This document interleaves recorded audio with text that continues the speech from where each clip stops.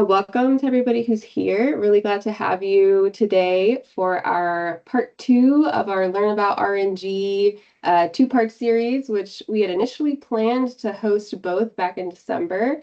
And due to some conflicts by some speakers, we were only able to do the very first one on basics back in December. So really glad that we had a good group of people who were registered for that first scheduled deep dive that registered to join this one. So yeah, today, getting started here, I want to just start off by familiarizing everyone with Clean Cities and what we're about as the host today. So Tulsa Area Clean Cities coalitions enhance the economic, environmental, and energy security of the United States by working at the local level to advance affordable domestic transportation fuels, energy efficient mobility systems, and other fuel-saving technologies and practices. And some core kind of pillars of our work is that we function to build partnerships in the local level, state level, and even between states and with federal agencies and national laboratories.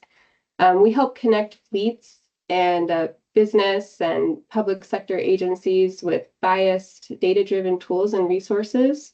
So we're focused not on specific technologies like EV or natural gas. We're focused on all of the above, and we focus on whatever is best suited to the problem or the application that we're looking at. And just trying to find those best solutions regardless of technology type.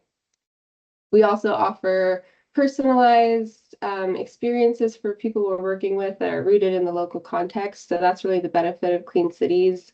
There are over 75 coalitions across the country doing this work. You'll see a map in just a sec of where all of those spaces are, but each of those coalitions are working at their local level for what's important in their given environment.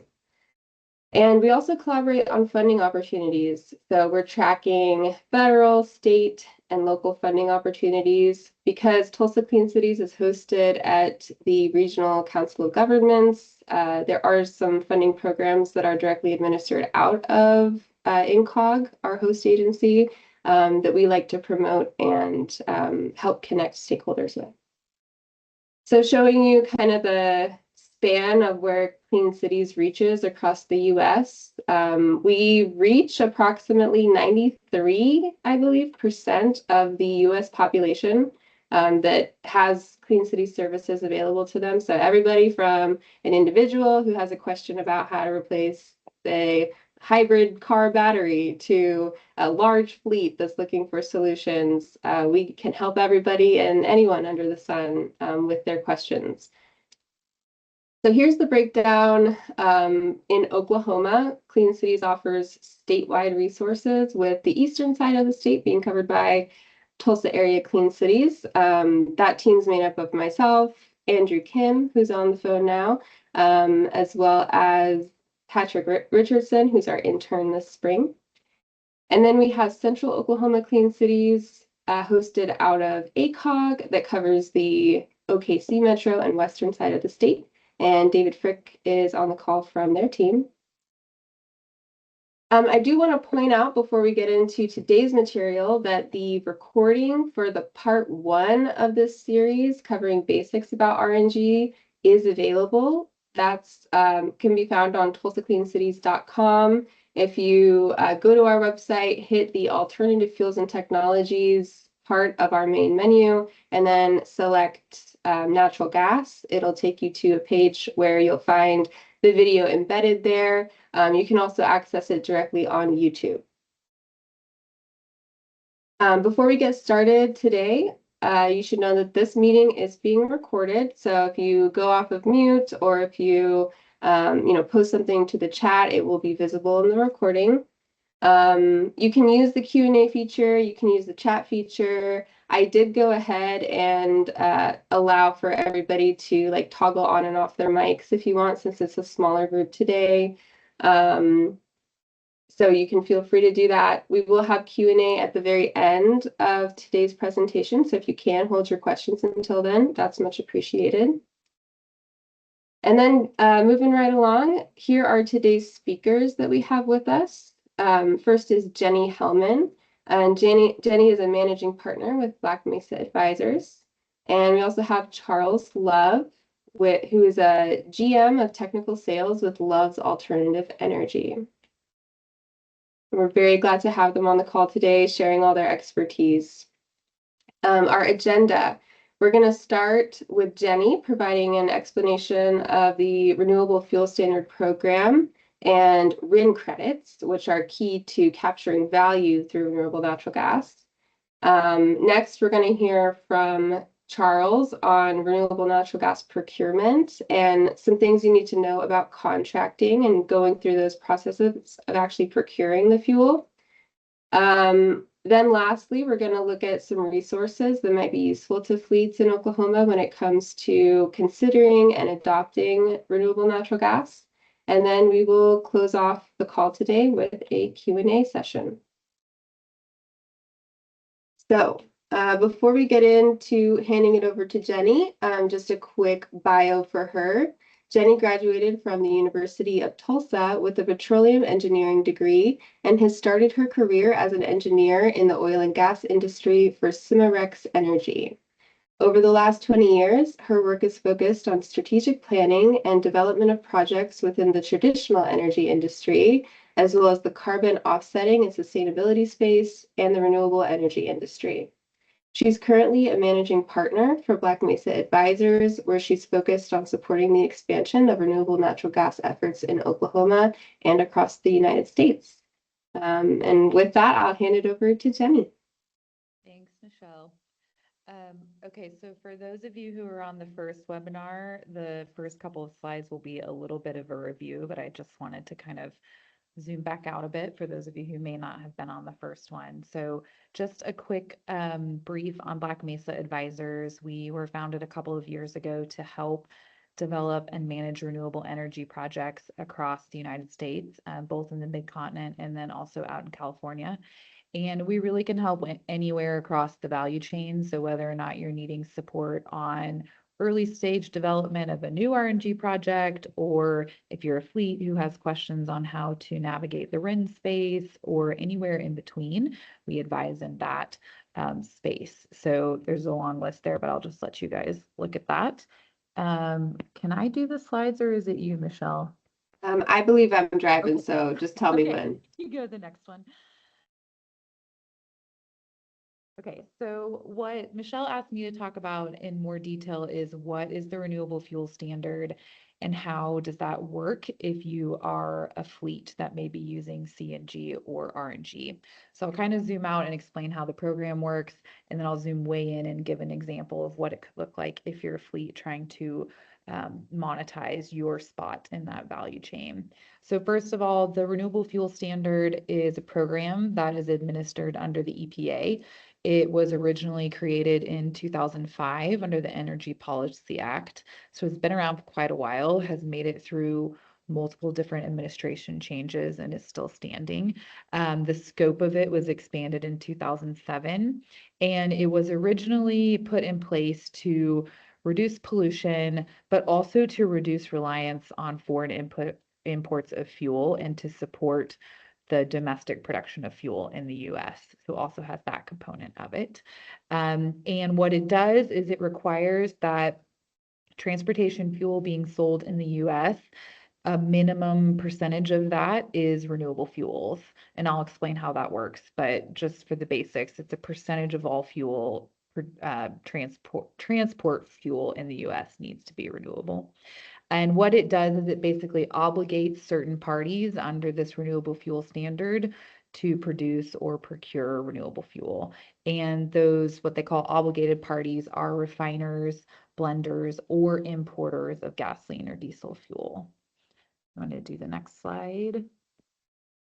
Okay, so how does it actually work? That's like, what is the program? Now, how does it work? Every few years, the EPA establishes annual volume targets for those obligated parties, and those are called set rules. So if you see press releases or news articles that say EPA set rules, that's what they're talking about. Right now we're on set rule 2, and that will say what needs to happen in 2026 and 2027. And so it sets this target, and it says this is the amount of fuel that needs to be renewable in the US. They use this acronym called the RIN, which is a renewable identification number. But what that is it's a 1 gallon equivalent of renewable fuel. And they measure it against ethanol. So if you are CNG, it's whatever the equivalent value of ethanol would be in gallons. So that's what 1 RIN is if you hear a RIN. And then the math works is basically each obligated party takes their total production or their total volume that they've imported times that percentage target set by the EPA, and that's their obligation volume for the year or their number of RINs that they need. Now, the challenge comes in is if you are a producer or a blender or an importer and you don't make your own renewable fuel, then you need to procure that fuel from renewable fuel producers. And that's where the transactions of RINs comes in. If you want to do the next slide. Okay, so to make it even more confusing, there are 4 types of RINs. So if you hear something called a D3 RIN or a D4 RIN, what they're talking about is these different types of RINs. And the way that they break it up is it's looking at 2 different things. It's looking at what is your starting point, and that's what they call your feedstock. And what I mean by that is, where did the fuel come from? Did it come from corn? Did it come from a landfill? Did it come from a dairy manure farm? Like, what is that starting point material that you're making your renewable fuel out of? So that's question number 1. And then question number 2 is, how did you get it from that initial feedstock, that initial stream of waste, to an end product that is a renewable fuel? And what they're looking at there is, what is your carbon intensity of that process?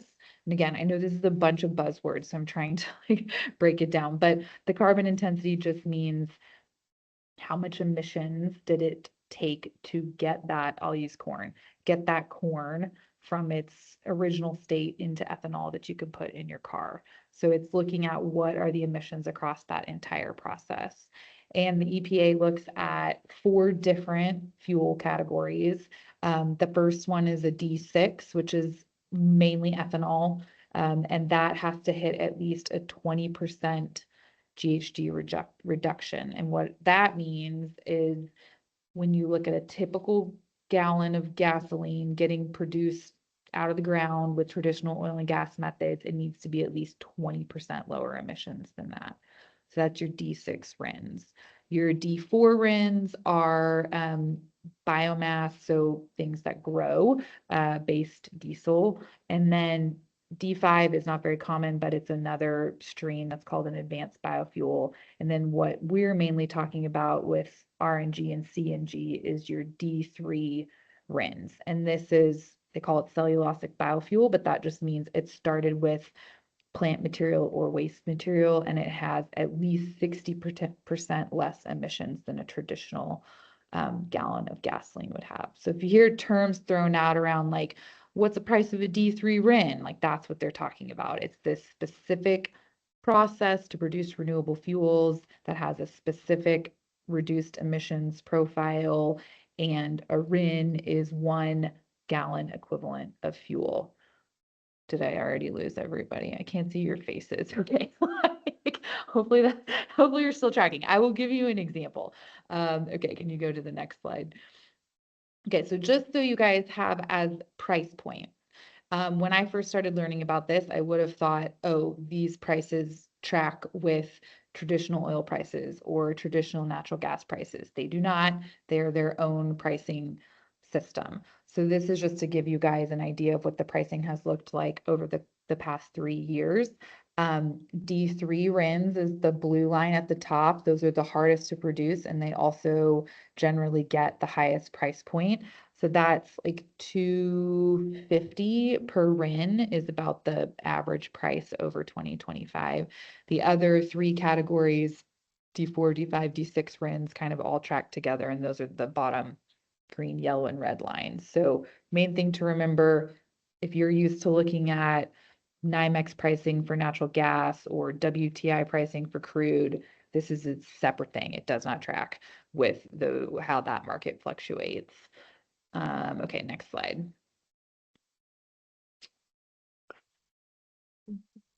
Okay, so the last critical piece of this whole value chain, and then I'll give you some examples, is the end use of the renewable fuel. If you are going to qualify for the renewable fuel system, is that it has to be a transport fuel.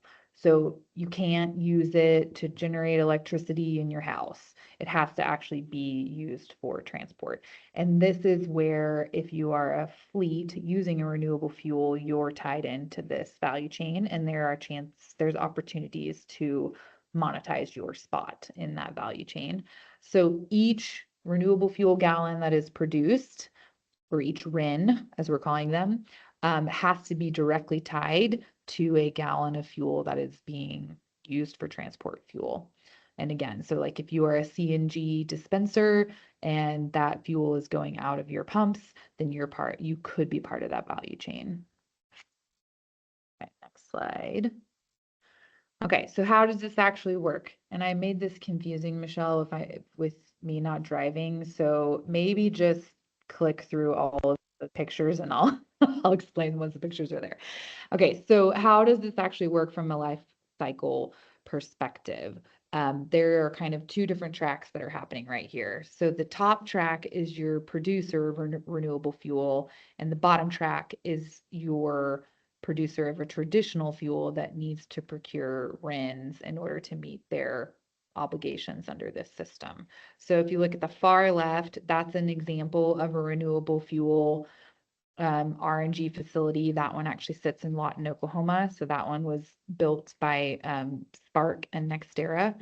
And yeah, just sits in central Oklahoma. So they produce renewable natural gas every day out of that facility, and they are generating RINs. So for every gallon equivalent of fuel, they produce 1 RIN.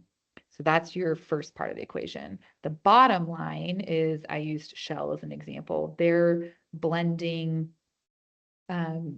traditional natural gas and traditional fuel. So they have an obligation under this renewable fuel system to either produce or procure renewable natural gas. So they now have, it's this RVO at the bottom, but that's just their volume of fuel that they need to procure. So then it moves to a spot where I put ONEOK as an example where blending is happening. And why I included that in the diagram is that no one is usually selling the renewable natural gas fuel straight into a CNG dispenser. It gets blended with traditional fuels. So that at that point, it's in a pipeline or it's in a blending tank. It's mixed up with traditional fuel. So from that point on, it's really paper trail of how this is happening. It's not, your molecule is not actually moving the whole way, if that makes sense. So then the last step is when that fuel is actually getting dispensed. So I use Love's as an example since they have CNG dispensers. When that fuel goes out, now you can sell your RINs. So at that point, Shell would come in and say, okay, I'll make up a number. We need 10,000 gallons worth of RINs. We're going to purchase those RINs. So that's kind of how the life cycle works. It's kind of confusing. I tried to do the diagrams to kind of show the different places, but I think the next slide is an actual dollars example that will maybe make it a little bit more straightforward. Oh, one more slide, sorry. So where do you make your money in all of this? Sorry, can you go back? I forgot I had that one in there. So how does the revenue stream actually work in all of this? Because that last slide didn't really show you where the dollars are going. So who's actually making the money here?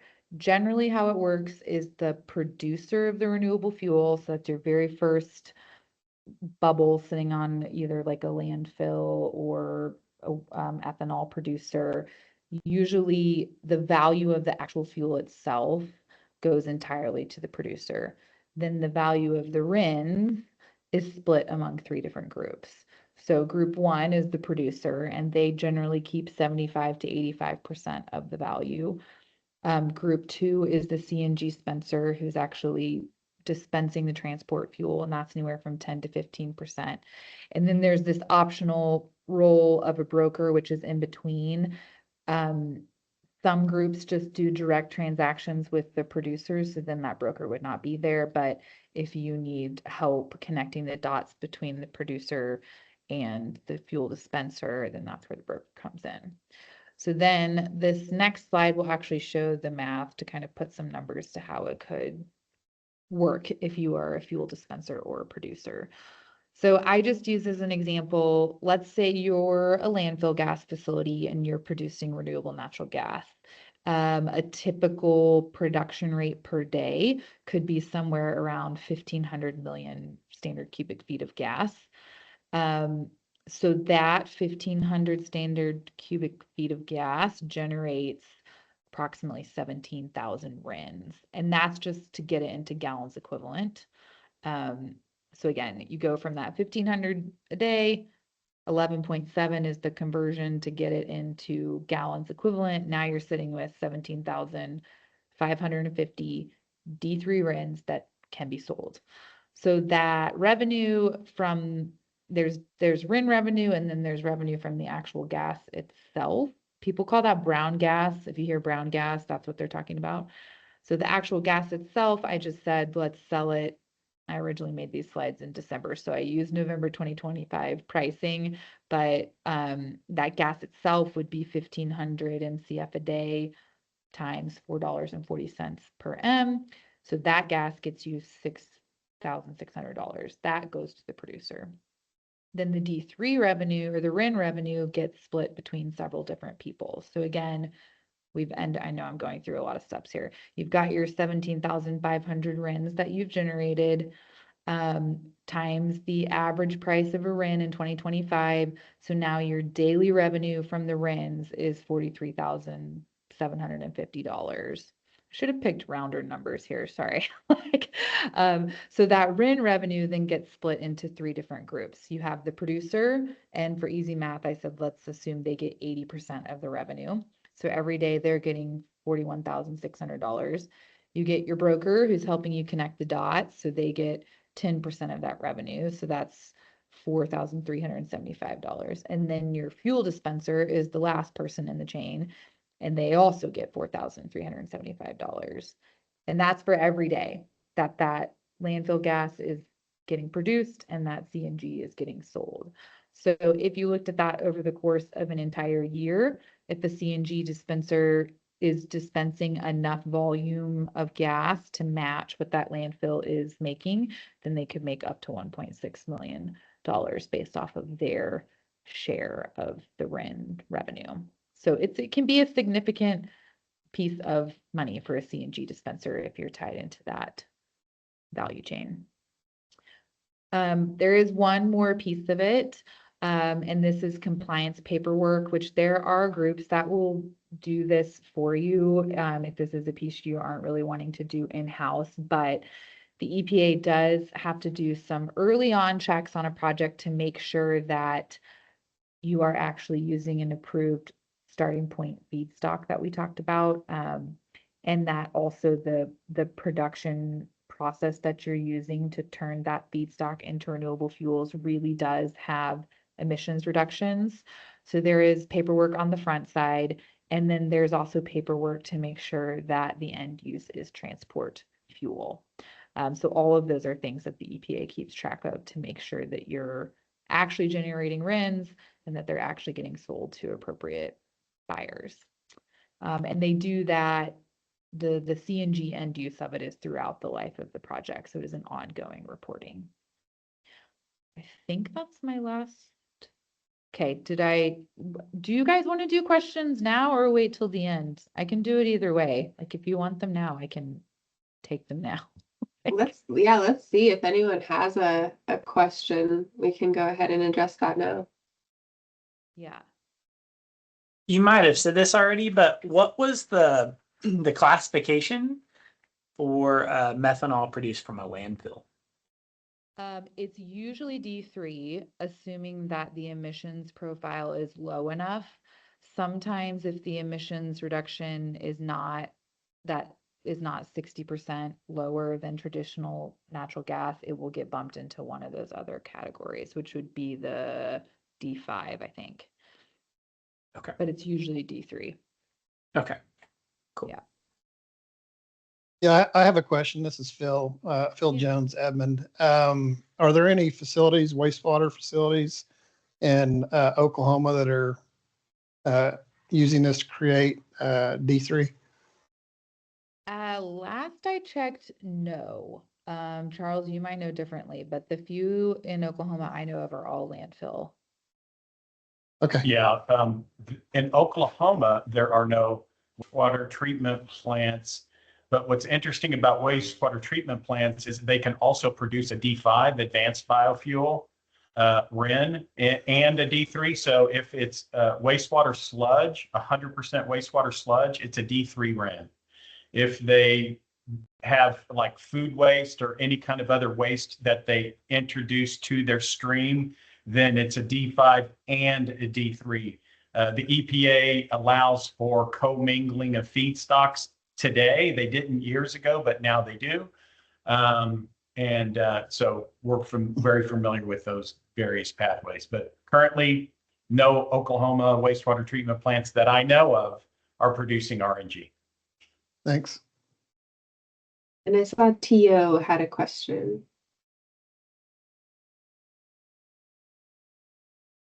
Yes, sorry, I'm fiddling with my mute button over here. Thank you for the information and thanks for the question, Phil. That actually took one right out from under me, so I appreciate that. Can you kind of unpack the math that you showed for an operation, let's say, I don't know, a municipality that instead of selling what they have through the dispenser they're using for their fleet? How would that change the math? Okay, wait, say it again. I thought you were going to ask if the municipality owns the landfill, but then you went a different route. So can you ask Yeah, it well, again? we don't own any landfills, so it's kind of out of something we would consider. But we do own wastewater treatment plants, so that's something interesting to think about.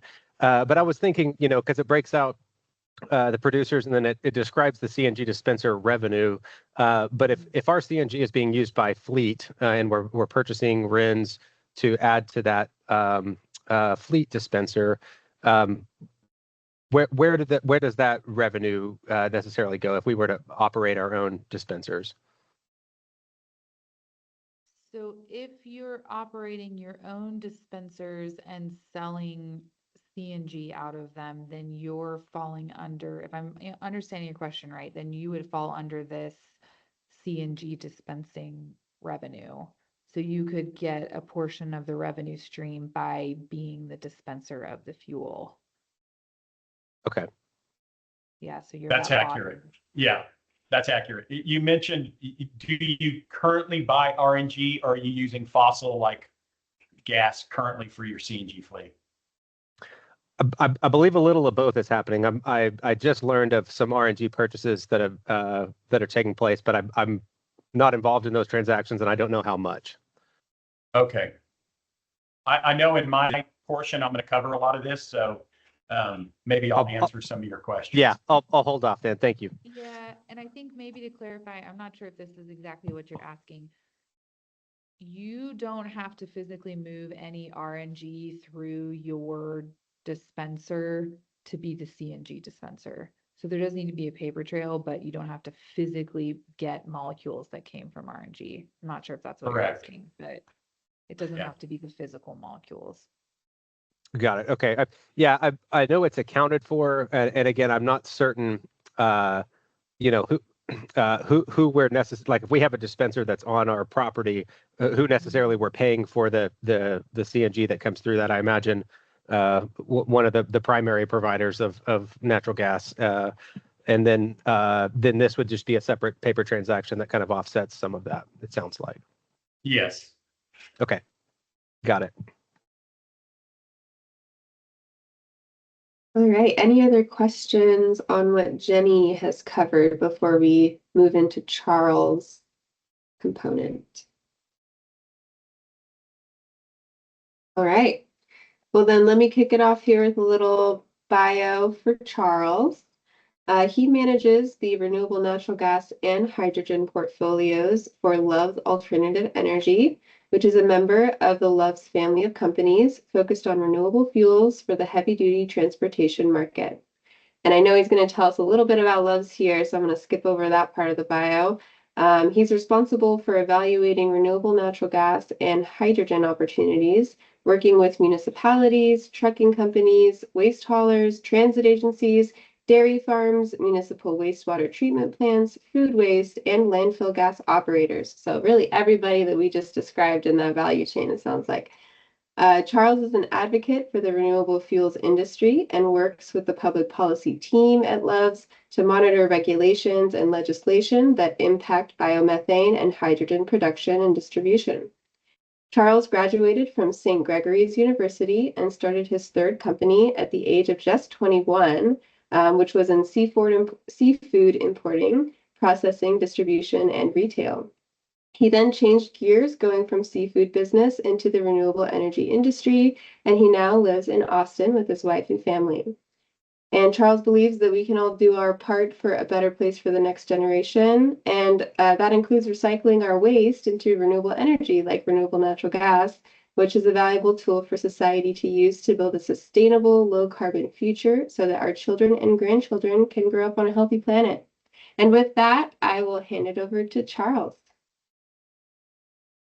Thank you. Thank you for the introduction. So just a little bit about Love's Alternative Energy. Being in Oklahoma, most of you probably are familiar with Love's Travel Stops and Love's Country Stores, founded in Oklahoma by Tom and Judy Love in 1964. Family owned and operated. Now the third generation is coming up into the business. But what most people don't realize is Love's is a vertically integrated business. We have a trucking company, Gemini Transport, which delivers fuel to all 650 locations in 42 states. We have a company in Houston, Texas, Musket Corporation, which buys all the refined products that we sell at Love's, but also we sell third parties as well. Like, for example, we're one of the largest blenders of diesel exhaust fluid in the country, DEF. We have 8 tire retread manufacturing facilities around the country. We're just very, very big into the traditional fuels markets. In 2016, Love's acquired Trillium Transportation Fuels, which had been in the CNG business for now over 30 years. And said, let's do everything. Let's do solar, let's do hydrogen, EV, RNG, anything that we can use to power heavy duty transportation. That's what Trillium/Love's Alternative Energy does. Next slide. So this is just a picture of where we have our footprint, but we have over 200 facilities around the country. But really, we're a small company. There's only 150 employees at Love's Alternative Energy/Trillium. And the majority of those employees are people out in the field turning wrenches, taking care of stations. In the office, there's probably 50 of us in the office, and we're based out of Houston, Texas. Next facility, or next slide. I love this slide right here because it's really why everyone on this call that has a fleet that can use CNG should be using CNG. So what's not common knowledge is if you take the price of oil, divide it by 5.8, you get the price of oil on a per MMBTU basis to compare it to natural gas. So when you look at the price of oil on a per MMBTU basis and the price of natural gas on a per MMBTU basis, you can see natural gas is a bargain. And it's delivered to your station, like the gentleman was on the call saying he has a CNG station. It's delivered right to the dispenser. You don't have to refine it. You don't have to process it. No middlemen. It's just delivered direct. Next slide. So here's some economics of CNG. This is the basic case for CNG. We'll talk about RNG in a second. that we've already been talking about, but this is the basic case for CNG. So 1 million BTUs, divide that by 7.19 because there's 139,000 BTUs of energy per diesel gallon equivalent. That's what DGE stands for. So you take the current price, and this is an old slide, but you know, it hasn't changed much. Maybe it's up $1, down $1, but it's over time, it's relatively accurate. You know, you got 2.25 divided by, or 2.24 divided by 7.19 to get 31 cents, your natural gas commodity cost. Then you got to pay your local distribution company, and you got to pay for your equipment, your power, your operation and maintenance. So those costs add up, but still on a per gallon basis, it's way, way less expensive than diesel or gasoline, and it's American made, delivered right to your pump. Next slide. So this came up earlier, and I like to use this $100 ATM example. So the facility that Jenny mentioned earlier in her presentation in Oklahoma, let's say there's an ATM machine there in Oklahoma, and you know, I don't know what town was that, Jenny, where it's located? Do you know? It's in Lawton. Lawton. So you literally put $100 physical bill into an ATM in Lawton, and then you want to take $100 out in Edmond. It's not the same $100, but it's your $100. Environmental attributes work the exact same way. As Jenny mentioned earlier in that slide, you're putting them into what we call the grid in the industry. And you put that $100 into the grid, and you can take it out at another ATM, 100 miles away or 1,000 miles away for that matter. So what's the process to generate environmental attributes? And this is, came up earlier on a question. So if you're a fleet operator, if you own a CNG station and you contract with Trillium, we handle everything. We deal with the producers, we deal with the EPA, we deal with the QAP provider. That's like a Weaver or there's other companies out there that do this service where basically they look at all the transactions and they validate them in the EPA's portal on their website, basically, to allow to generate what's called a QRIN. It stands for Quality Assurance Plan. And once you're Exxon or Shell, I think in the example Jenny used earlier, Shell buys RINs. They have to buy RINs. They're an obligated party. So if they sold a gallon of diesel in the United States in 2025, they got to purchase the renewable volume obligation associated with that sale in RINs. And the D3 RIN is kind of cool because it meets the D3, the D4, the D5, and the D6 obligation. They're nested within each other. And so if you buy a D3, you meet all your compliance obligations, which is why they're more expensive. And so anyway, if you contract with us, and we'll talk about the contracting here in a second, it's kind of a long contract, but it's basic.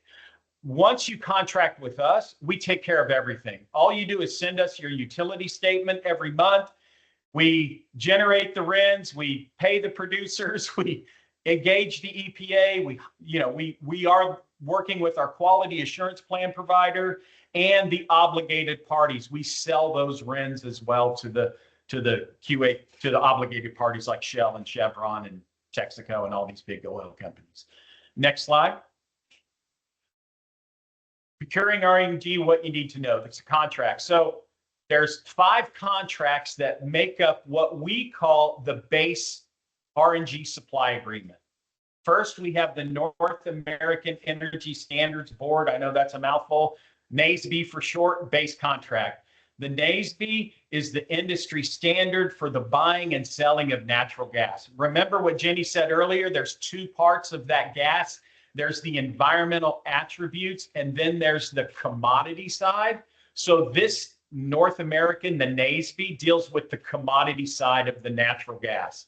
Special provisions negotiated by lawyers, changes to the NASB. And then we have a biogas addendum. And the biogas addendum allows for the buying and selling of renewable natural gas. It talks about all the different regulations and the requirements related to buying and selling renewable natural gas.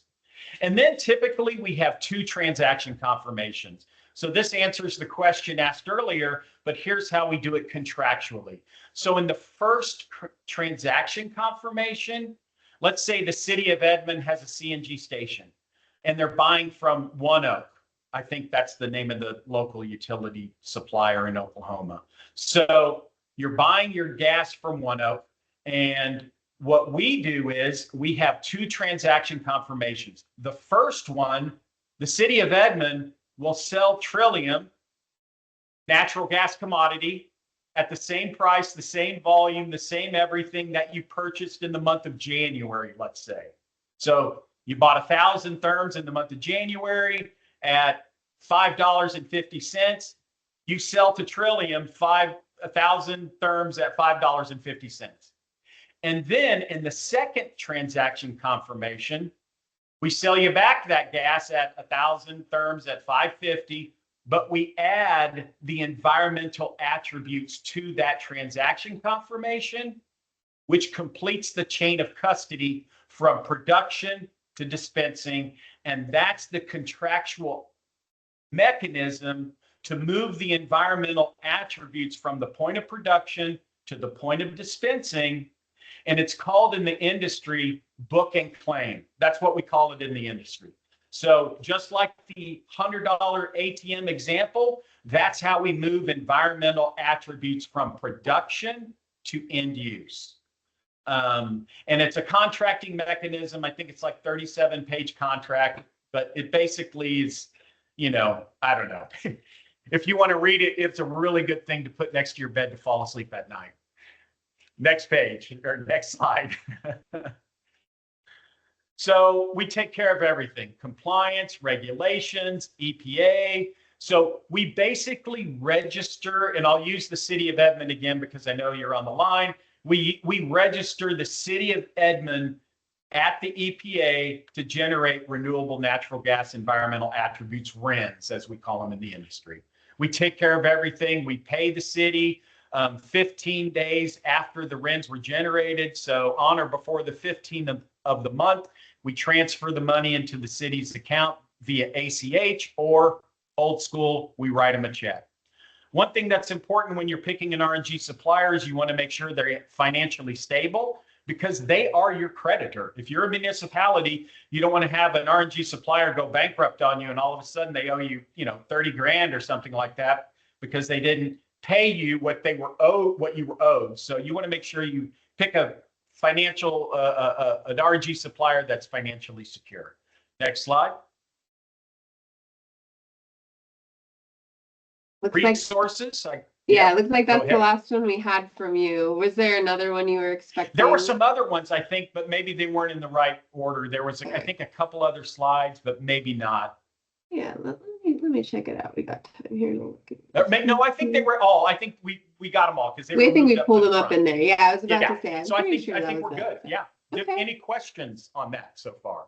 Yeah, let's go ahead and before we get into resources, if we have any questions from the group here, please just feel free to unmute your mic or raise your hand, whichever. I have a question. Am I allowed to ask a question? What's your traditional term, or how long of terms do you generally have a city, like your city of Edmond example? Like how long would they be signing up for? It's up to the city, or the transit agency or the trucking company or the, waste hauler. So, waste haulers and trucking companies, they're not, governed by rules that are municipal, encoded in certain municipalities. So really it's up to the municipality. I mean, we could go as short as a month, for some crazy reason, 6 months if the city wanted to try something out as a test project, a year or something like that. And we could go as long as, 10 years. Okay, thanks. It's really up to the municipality or the transit agency, whatever their rules are that govern.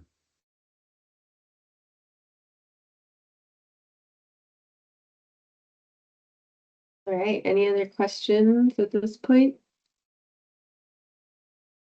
I do have one.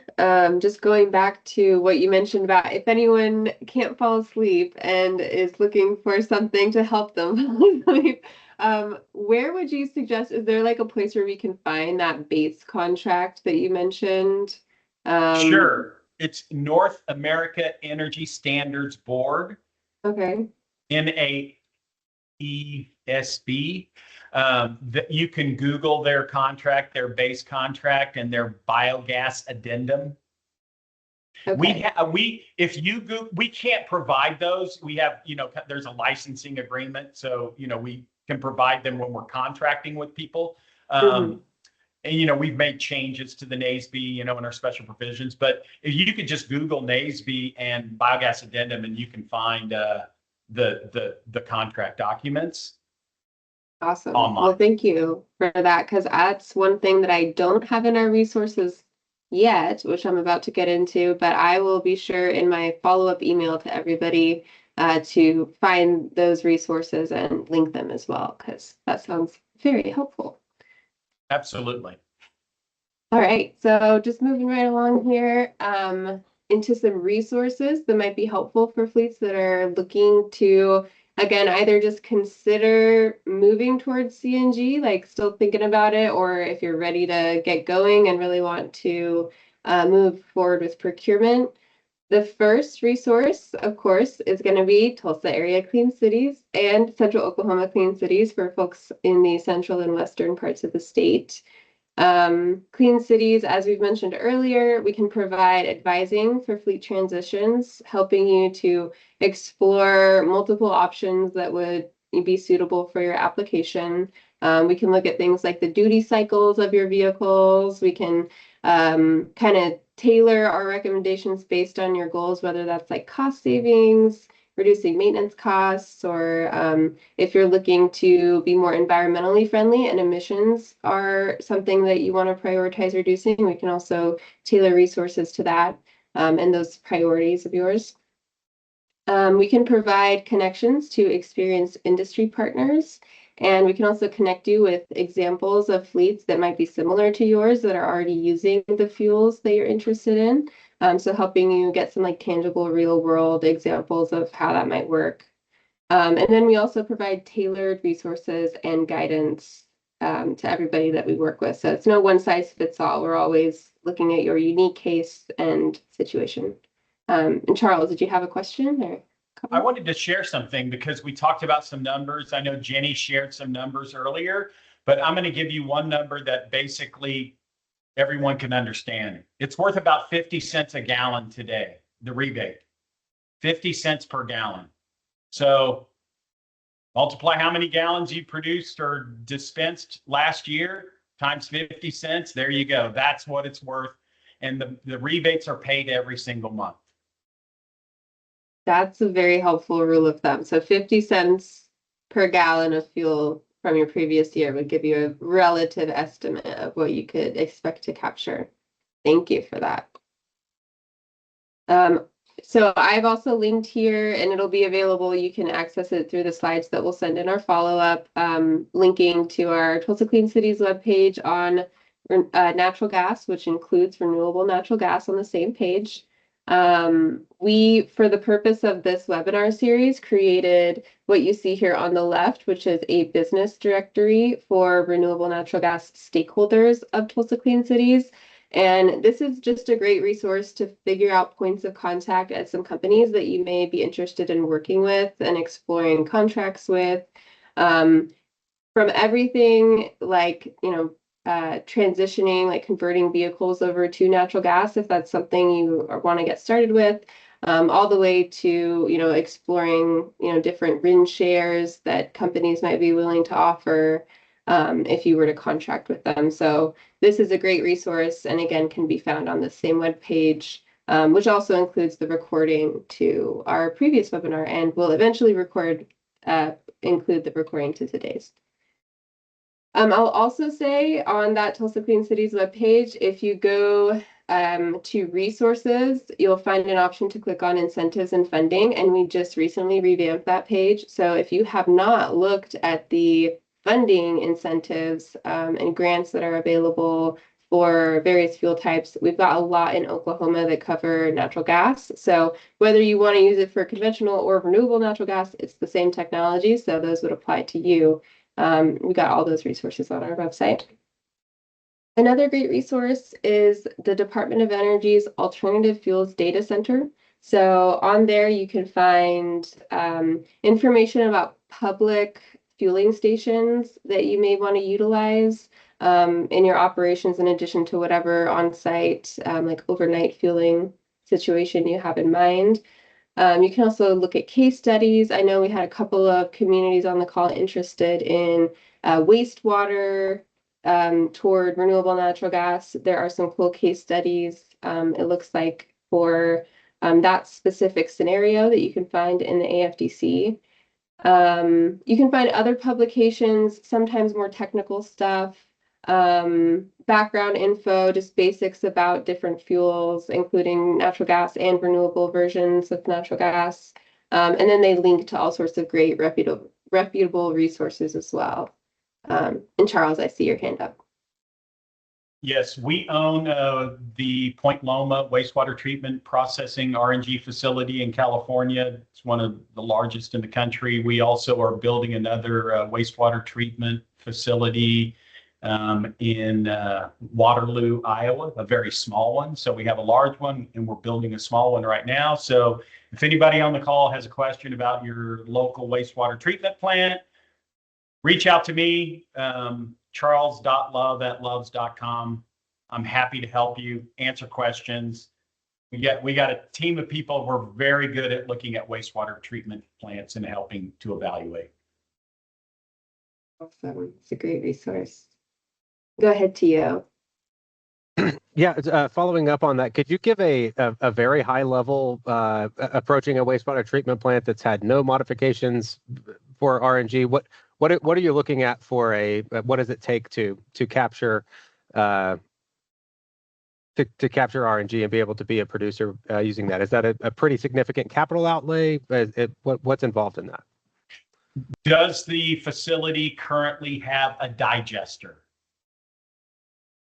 If Yes, then tell me both directions. If yes, then what happens? And if no, then well, what if happens? yes, it's much easier because you're already capturing the biogas and maybe they're using it for combined heat and power or something like that. If the answer is no, well, then they need to build a digester first to capture the digester to capture the waste gas. If the answer is yes and they have a digester, what's the SCFM being produced from the digester? The larger the number, the easier it is to pencil an RNG project because, an RNG project, on the low side, you're looking at $8 million or something like that. On the high side, $30-50 million. So, and that's for a large facility, obviously, the higher the number. But they're expensive, to build these gas processing facilities to make pipeline quality gas and get rid of all the negative bad things in the gas that come out of the raw biogas. It is expensive, but municipalities, they're going to be in business in 20 and 30 years, right? So you're looking at a long period of time, so I'd be happy to answer questions and, look at some data, some specific data to see if I could help. Interesting. Thank you for that. That's very helpful context. Yeah. Yes, I might also add to Charles. Awesome. I'm loving the conversation we're having. Oh, sorry, Jenny. Am I interrupting you? You're fine. I was going to add to Charles's answer. I think there's kind of two different options that we've seen in how municipalities can work on an RNG project. And one would be you're kind of figuring it out yourself and figuring out the capital yourself, or you can work with a developer who would do the engineering designs, figure out what all needs to be built, find an end buyer for the RNG, find the capital to build the facility, and in exchange, they're paying the wastewater treatment facility a royalty based off of the revenue. So you can kind of go both ways. Like you can do it yourself, or you can partner with somebody and then they'll do or however much of it you want them to do in exchange for revenue. Just to clarify, you don't have to do it all yourself if you don't want to. Yeah. So the model Jenny's referring to right now, there's an RFP on the street for the city of Waterloo. So they have a covered lagoon right now that they're looking for a partner to come in and pay for everything, and then just pay them a royalty. And if you just Google City of Waterloo, I think they call it something lagoon project, you can find the RFP or go to the city's website, and you can find it and read it and look at if you were to, and they have a consultant like Jenny just mentioned. I can't think of the name of them off the top of my head, but they have a consultant they hired. So. Great. Thank you for that additional information, Jenny, and appreciate it. Fantastic. And I'm definitely going to be checking out that City of Waterloo project because, yeah, even if a government, public agency running one of those facilities doesn't have a fleet that they want to use the RNG in, like that's additional revenue. And that RNG is going to some fleet out there and it's displacing fossil fuels somewhere, which is still a net positive for the environment, even if it's not being used right where it's produced. So awesome, awesome tip. One other resource that I think is going to be helpful if you still have questions about the Renewable Fuel Standard is EPA's website on that program. Pretty easy to find, epa.gov/renewable-fuel-standard. You can learn a lot about the high level of the program, but you can also dig into information about those RINs and the different types of RINs that were mentioned earlier. You can look at like historic pricing for each of those RINs and kind of get an idea of how that market works. You can also find details on compliance and then lots of data related to the program on the EPA's website. Just two final resources here. On our very first webinar, we were partnering with the RNG Coalition and had their group share some information on like the basics of renewable natural gas. They're a really good like initial resource, I would say, for like figuring out like the lay of the land when it comes to RNG and just learning more about it, dipping your toes in. You're going to find publications very similar to what I was showing on the Alternative Fuels Data Center that EPA provides, case studies, white papers. You can also find information about events, both in person and online from the RNG Coalition. I will say personally, I love their webinars and I try to tune in for as many as I can because I just learn a lot on them. Similar to this webinar today, I am learning a lot hearing from our speakers. So I definitely check that out. And they do have recordings of all those past webinars as well. And then they also have podcasts from the RNG Coalition. The other group that's sort of in this realm is more of a industry association. I know that they do have some large fleets that are represented, but I think this is more focused on maybe like companies and the larger players in the RNG space that are members of the Transport Project. So they do have, it looks like 200 fleets, OEMs, suppliers, servicers, and field providers that are a part of this group. They advocate on industry issues at state and federal levels, and they do accept membership to join their group. So that's there if it's of interest to anyone on the call, if you're looking to get more engaged with groups other than just Tulsa Clean Cities on RNG, which we're always here for you as well. Michelle, I might All add right. on the transport project one, we have worked with their group in the past, and if you are trying to better understand policy impacts or regulatory impacts or what lobbying work is being done in DC to help move CNG and RNG projects, they've been the best central spot that I've found for that kind of information. So if you're looking for that kind of background, they do monthly calls on policy updates, and they'll talk through where the renewable fuel standard is, or they'll talk through tax credits. So they're just a good spot for that if you're trying to find that part of this world. Thank you, Jenny. I don't work for them. I just like what they just are a very good source of information. So I like to give them plugs. Yeah, they definitely are, and they've been very helpful as well. Tulsa Clean Cities is not a member of the Transport Project, but we've benefited from a lot of their work too. So it's always nice. I'll pause here. I do have a final slide with contact info that I want to go to, but we're ready to move right into Q&A. Does anybody have additional questions? Feel free to just unmute yourself or raise your hand.